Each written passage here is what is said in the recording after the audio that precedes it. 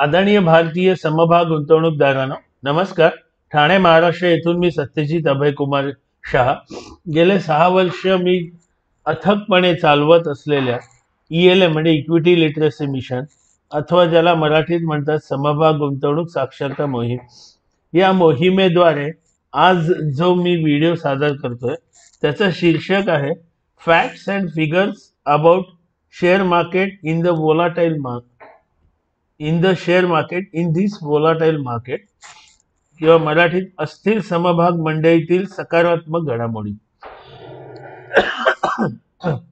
कसं आहे ना आदरणीय समभाग गुंतवणूकदारांनो, आज म्हणजे जर मी चुकत नसेल तर आज दिवाळीचा पहिला दिवस, आज दिवाळीची पहिली आंघोळ. आणि मी बहुतेक 2 का 3 दिवसापूर्वीच सांगितलेलं, म्हणजे जे मी प्रेडिक्शन म्हणून स्टेटसला टाकतो त्याच्यात असं सांगितलेलं की सोमवार 20 तारखेला समभाग मंडई पॉझिटिव्ह ऑब्लिक काय म्हणणार त्याला गॅप अप ओपनिंग होईल. आणि अक्षरशः आज तशीच ओपनिंग झालेली आहे. तुम्हाला मी आकडे सांगतो. S&P BSE सेन्सेक्स क्लोज झाला होता शुक्रवारी 83,952, तर तो ओपन झाला 82,270. हे सगळे अंदाजे आहेत आकडे. आणि डेज हाय होता 84,656, म्हणजे ओपन झाला तो 0.38 किंवा 0.40%. आणि डेज हाई ओपन झाला, म्हणजे डेज हाईला पोचला तेव्हा कालच्या क्लोजिंगच्या 0.84%. तसंच निफ्टी 50 हा ओपन झाला 0.44% आणि डेज हाई 0.84%. म्हणजे जे मी ज्याला प्रेडिक्शन म्हणतात आजच्या शुद्ध मराठीत, अथवा मी आज कसं मार्केट ओपन होणार याच्याबद्दल मी माझी काय म्हणणार आता पटपट मला लक्षात येत नाही. मी आकडेवारी सांगितली होती, आकडेवारी नव्हती, निदान पॉझिटिव्ह आणि गॅपअप एवढं सांगितलं होतं. आणि माझ्या अंदाजाने निफ्टी 50 हा माझ्या अंदाजाने 150 वगैरे जास्त नाही ओपन होईल असं वाटलं होतं, पण तो बहुतेक 215 का 220 ओपन झाला. अगदी छान ओपन झाला. आता दुसरी गोष्ट, आपल्या सगळ्यांना माहिती आहे दुसऱ्या कोविड नंतर जे अनेक घटना घडल्या जगभर, भारतात 24/9/2024 पासून समभाग मंडईमध्ये अतिशय अस्थिरता होती. गेल्या 1 वर्षात निफ्टी 50 ने अंदाजे 4.5 ते 5% एवढीच वाढ दाखवली 1 वर्षात. आणि आज 20 ऑक्टोबर 2025 रोजी संध्याकाळचे जे मी आकडे बघितले, FIIs म्हणजे फॉरेन इन्स्टिट्यूशनल इन्व्हेस्टर्सनी 790.45 करोडची खरेदी केली, ज्याला पॉझिटिव्ह म्हणजे ज्याला ही एक सकारात्मक घटना असं आपण म्हणू शकतो. आणि एका वर्षात निफ्टी 50 फक्त 4.5 ते 5% वाढ दाखवली. त्यावरूनच समभाग मंडईतील अस्थिरता सहजच लक्षात येते. अशा अस्थिर परिस्थितीत देखील मी शोधलेल्या, अभ्यास केलेल्या, विश्लेषण केलेल्या व SIS प्रमाणे मी विकत घेत चाललेल्या एका समभागाची गेल्या 1 वर्षातील प्रगती मी आपणासमोर ठेवत आहे. हे का ठेवत आहे हे आपल्याला कळेल, तरी मी नंतर सांगणार आहे. 6 महिन्यात तो 140.41% वाढला. 6 महिन्यात सर. YTD म्हणजे इयर टिल डेट म्हणजे 1 जानेवारी 2025 ते आजपर्यंत 139.89 म्हणजे 140% वाढला. म्हणजे 6 महिन्यांनी YTD जवळजवळ एक सारखा आकडा आहे. आणि एका वर्षात 200.69 म्हणजे 200.1% वाढला किंवा 200.7%. काय वाईट आहे हो? याचाच अर्थ गेल्या 1 वर्षात जर 1 लाख गुंतवले असते तर त्याची एका वर्षात किंमत, म्हणजे माझ्या समभागात, मी जो समभाग सांगितला 1 लाखाचे आज 3,690,000 म्हणजे 3 लाख झाले असते.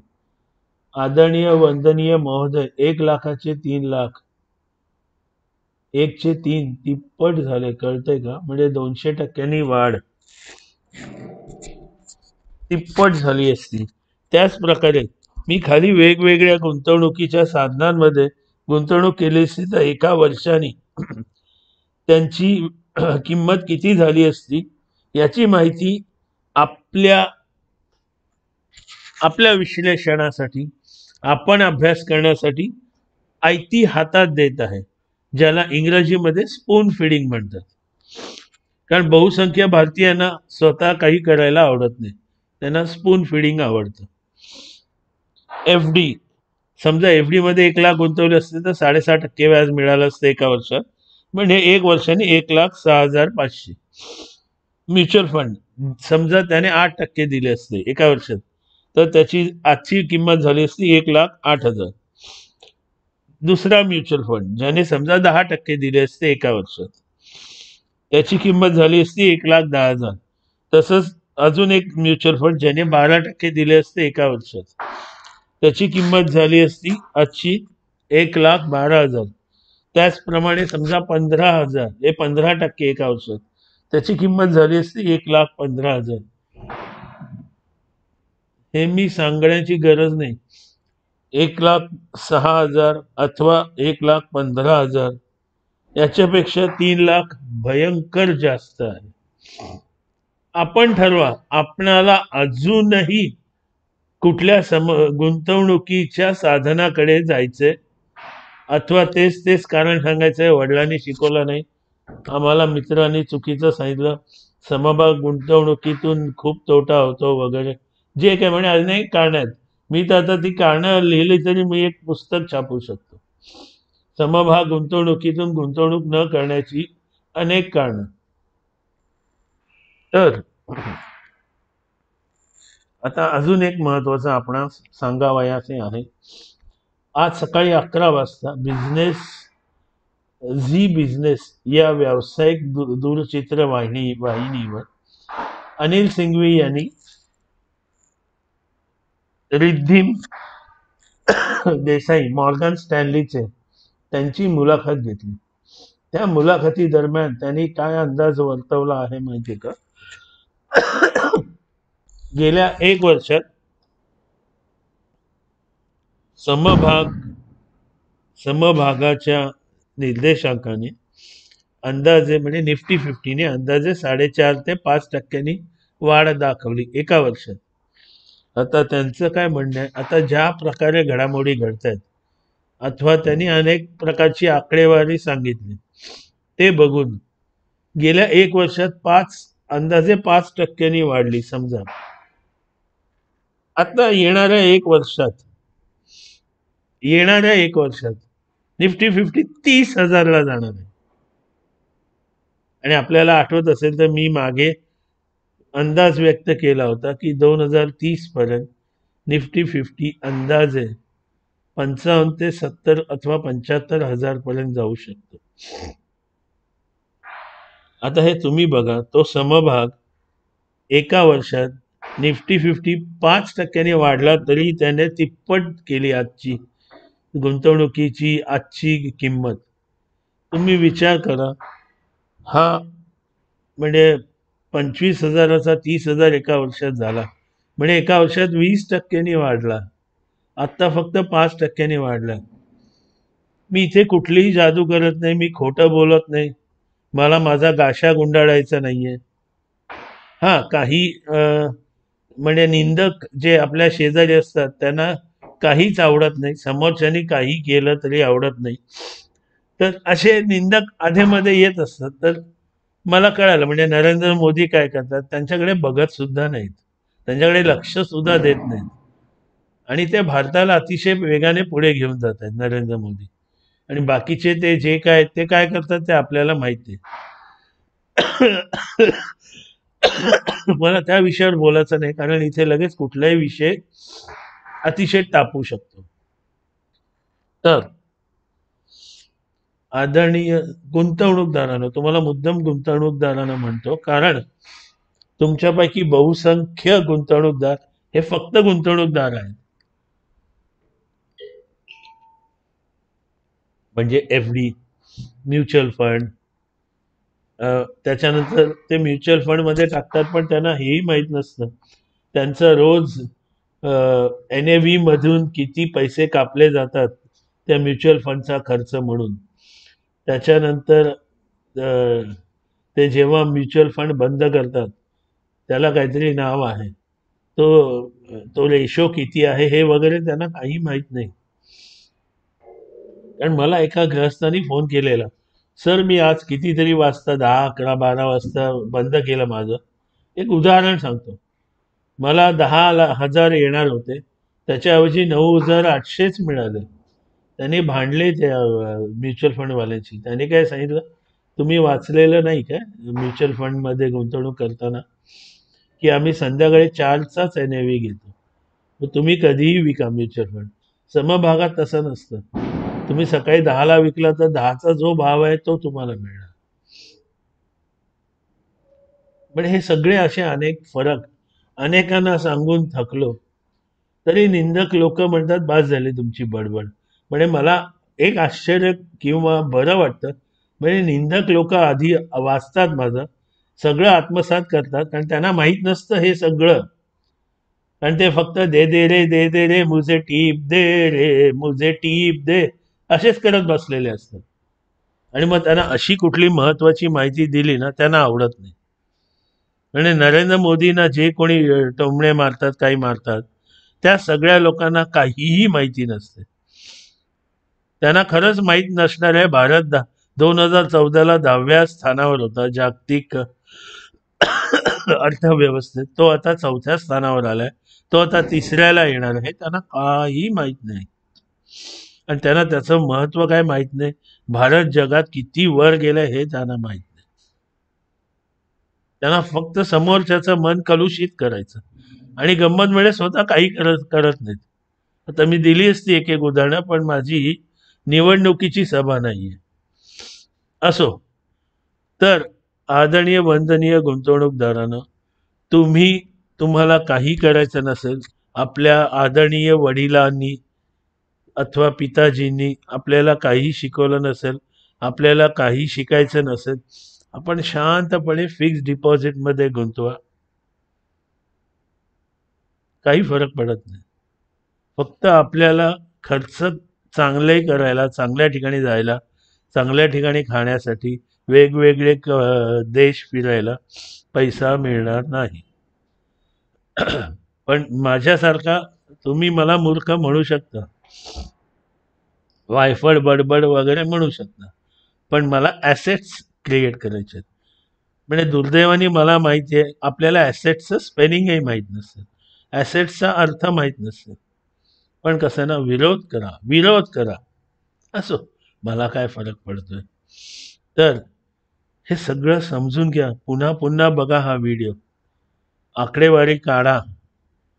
जिथे समभाग निर्देशांक म्हणजे निफ्टी 50 फक्त 4.5 ते 5% देतो एका वर्षात, तिकडे एक समभाग जो मी शोधलेला, म्हणजे मी म्हणजे असं नाही म्हणणार की जगात मीच शोधला, अनेकांनी शोधला, पण मी कधीच कोणाला मागायला जात नाही की दे टीप दे रे, मी असं कधीच मागायला जात नाही. पण मी स्वतः शोधतो.